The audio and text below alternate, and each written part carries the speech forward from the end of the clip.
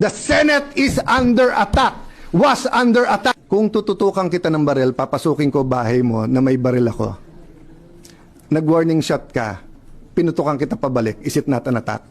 Sorry but I don't think there's any question. The Senate is under attack. Was under attack. All of you, your lives were in danger last night. So I know it's your job to ask a question, but you will tell me, pagka may nagpaputok na warning, hindi under attack yon? My God, we're a democracy. This is the Senate of the Philippines. Please naman. Di ba? Yeah. What do you think happens when there's no democracy? Who's the first casualty? The media. Wala nang media kapag wala. Di ba? Pag sinabing kami muna nagpaputok, umatras sila, or security guard ng GSIS yun, di sabihin nyo, baka ito ay gawa-gawa lang, baka ito ay drama. Pero nagko-focus kami dito, hinihintay namin articles of impeachment, nakita nyo naman lahat ng pangyayari.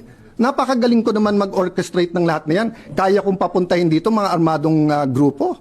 You know my history. I've been in government since 1992. Do I have any history of doing that? O sa Taguig, have we done anything like that ever? No, so, excuse me, I mean, I'm not taking offense at the question, but, you know, if you have any doubt, you're doubting our democracy, you're not doubting my statements. Ko lang, sir. Yung kalaban po, pwede na natin sabihin na